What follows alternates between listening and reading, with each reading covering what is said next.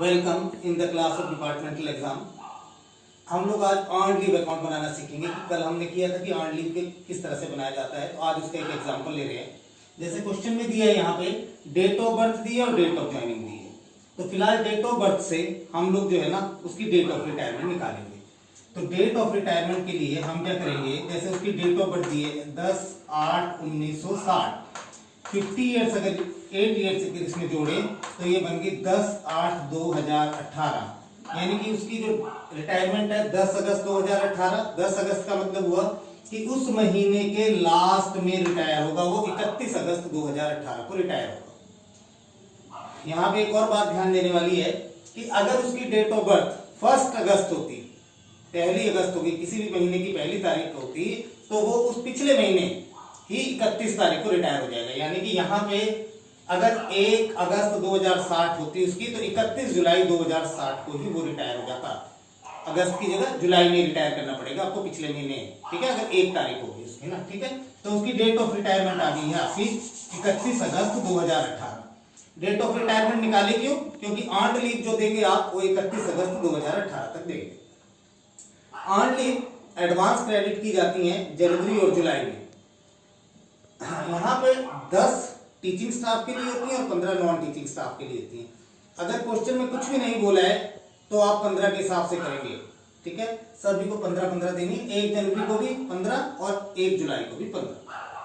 1 मार्च 2014 को उसने बैलेंस दिए 230, ठीक है। 1 मार्च 2014 का मतलब है कि उसने एडवांस में ही 1 जनवरी 2014 की क्रेडिट कर दी हुई है। यहाँ पे आपने कंफ्यूज नहीं होना है कि मार्च, अप्रैल, मई, जून की छुट्टियां कहाँ गई, वो पहले से ही क्रेडिट कर दी हुई है। यानी कि 1 मार्च 2014 का मतलब है कि 30 जून 2014 तक की छुट्टियां इसमें इंक्लूड हो गई हैं। यहाँ पे बैलेंस है 1 जनवरी दे, 1 फरवरी दे, 1 मार्च, अप्रैल, मई, जून, कुछ भी देगा बैलेंस, यहाँ पे 30 जून तक की छुट्टियां उसकी पहले से ही क्रेडिट हो गई हैं। जब भी क्वेश्चन करेंगे तो उस पर ईयर को 2-2 सेशन में बांट देंगे, एक 1 जनवरी वाला और एक 1 जुलाई 2014 को आपने उसमें देनी है, आपने उसको छुट्टियां, ठीक है।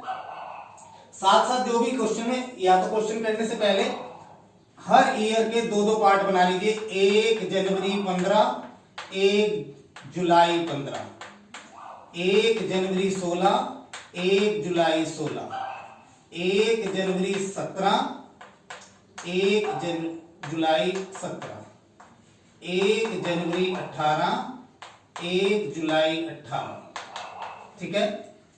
अब जो जो क्वेश्चन में दिया रहेगा, जहां जहां वाली जिस ईयर की चीजें, वो साथ में आप एडजस्ट करते चले जाएंगे। यहां पे सबसे पहले बोला उसने अवेल्ड एचपीएल और कम्यूटेड लीव।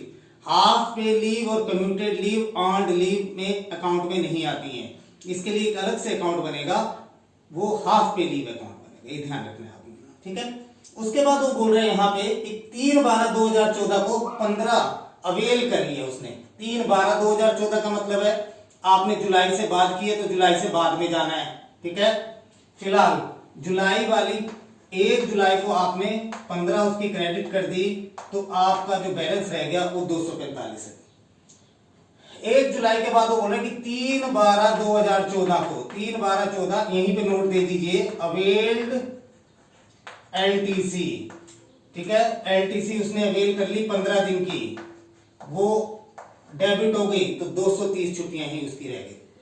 जब भी हम लोग एलटीसी लेते हैं तो उसके लिए हमें जो छुट्टियां लेनी पड़ती हैं वो अर्नड लीव ही लेनी पड़ती है, ठीक है। उसके बाद 15 में इसने कुछ नहीं दिया हुआ है अभी, ठीक है। 1 जनवरी 15 को 15 और क्रेडिट कर दी, 245 छुट्टियां, और 1 जुलाई 15 को 15 और क्रेडिट कर दी, तो उसकी छुट्टियों का बैलेंस आ गया 260, ठीक है। उसके बाद वो बोल रहा है 18 जनवरी 2016 को ईओएल ली है उसने 160 दिन। ईओएल का ध्यान रखना है, जिस सेशन में ईओएल लेगा वो ईओएल अगले सेशन में जाएगी और उसका 1/10 माइनस होगा, ठीक है। 18 जनवरी 16 को ली है, लेकिन जनवरी से जून वाले सेशन में नहीं दिखाएंगे हम, जुलाई वाले सेशन में ईओएल जाएंगी, ठीक है। तो जनवरी वाले सेशन में तो आपने 15 उसको छुट्टियां दे दी, बैलेंस हो गया 275। जुलाई वाले सेशन में 15 आपने उसको छुट्टियां दी हैं, लेकिन ईओएल 160 दिन ली है उसने, तो 1/10 निकालना पड़ेगा 160 का, यानी कि 16 दिन बन रही हैं। जितनी भी ईयूएल लेगा उसका 1/10 निकालना है, और 1/10 जब ईयूएल का निकालेंगे तो राउंड फिगर में लेना है। 0.5 या 0.5 से ऊपर होगा तो अगली छुट्टी बना लेंगे। जैसे 8.5 है तो 9 छुट्टियां गिनेंगे आप, 8.3 है तो 80 छुट्टियां गिनेंगे आप। यहां पे आप 16 छुट्टियां हैं, लेकिन मैक्सिमम 15 छुट्टियां लेंगे आप, मैक्सिमम 15 छुट्टियां। मैक्सिमम यहां पे 15 इसलिए 15 लेंगे, अगर यहां पे 3 ही छुट्टियां 5 ही छुट्टियां होती है अगर क्रेडिट की होगी उस टाइम की, तो सिर्फ 5 ही माइनस करनी थी। यहाँ पे 16 नहीं माइनस होगी, ना 15 माइनस होगी, सिर्फ 5 ही। जितनी छुट्टियां उसके अकाउंट में उस समय होंगी उस वाले सेशन की, जैसे वो 31 अगस्त को रिटायर होगा तो आप यहाँ पे सिर्फ 5 छुट्टियां देंगे, तो 5 ही माइनस होगी। यहाँ पे 18 या 16 या कुछ नहीं माइनस होगी। मैक्सिमम 15 छुट्टियां होती हैं क्रेडिट, तो मैक्सिमम 15 से ज्यादा आप यहाँ पे माइनस नहीं कर सकते हैं, क्योंकि अर्न्ड लीव का अकाउंट कभी भी नेगेटिव नहीं होता है। तो 15 ही मिली है, 15 ही उसने अवेल कर ली है, ठीक है, यानी कि जो बैलेंस रह गया उसका 275 रह गया। उसके बाद वो बोल रहा है 3/9/16 को, इसी वाले सेशन में 3/9/16 को उसने अवेल करी 3 अर्न्ड लीव। अर्न्ड लीव जब अवेल करेगा वो उसी टाइम माइनस करनी पड़ेगी उसी सेशन में, तो ये यही वाले सेशन में 3 छुट्टियां और माइनस कर दी, आपका बैलेंस रह गया 272। अब आप पहुंच गए 1 जनवरी 2017 को। 1 जनवरी 2017 को 15 छुट्टियां और दी आपने उसको, तो यहां पे बैलेंस हो गया 287, ठीक है। उसके बाद वो बोल रहा है 5/10/17 को, 5/10/17 पहले जुलाई वाली क्रेडिट कर दीजिए एडवांस, 15 छुट्टियां और क्रेडिट करी, ठीक है। तो यहां पे आपकी छुट्टियां होगी 302, लेकिन 300 से ऊपर की छुट्टियों को आप 300 प्लस करके लिखेंगे। 300 से ऊपर की छुट्टियां कभी भी कैरी फॉरवर्ड नहीं होती हैं, वो लैप्स हो जाती हैं अगर आपने नहीं काटी हैं उसको। तो उसके बाद वो बोल रहा है अनअवेल्ड ज्वाइनिंग टाइम 5/10/17 को, 5/10/17 को यहां पे नोट दे दीजिए, unavailed joining time. Unavailed joining time वो होता है जैसे आपको 15 दिन आपने ज्वाइनिंग टाइम पे मिले हैं और आपने 10 दिन ही काटे या 5 दिन काटे, तो जो बचे हुए दिन है वो क्रेडिट हो जाएंगे। लेकिन इसमें ये ध्यान रखना है कि ज्वाइनिंग टाइम की जो भी छुट्टियां क्रेडिट होती हैं वो इनकैश्ड नहीं होती हैं। अगर आपकी सर्विस बुक में चढ़ी हुई है तो टाइमली उसको वेव ऑफ करा लेना चाहिए, क्योंकि जब सर्विस बुक एजी ऑफिस के पास जाती है तो उस समय वो फिर डिडक्ट कर देते हैं और उसका पैसा आपको नहीं मिलता है उस समय ना। तो ये 10 छुट्टियां जो है और उसकी मिली है उसको, यहां पे बैलेंस हो गया 300 + 12, ठीक है। अब आप पहुंच गए 1 जनवरी 2018 को। 1 जनवरी 2018 में 15 छुट्टियां आपने और दी हैं उसको, ठीक है। लेकिन यहां पे एक चीज और टेक्निकल, वो छुट्टियां ले रहे 15 जून से 15 जुलाई 18 तक, 15 जून से 15 जुलाई 18 तक।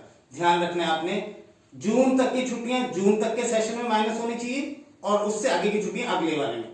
जैसे 15 जून से 30 जून तक की छुट्टियां, 16 छुट्टियां बनी ना, तो 16 छुट्टियां तो जून वाले उसमें ही माइनस होंगी, यानी कि जो जनवरी में क्रेडिट की है जनवरी टू जून वही लेस करनी है आपने, ठीक है।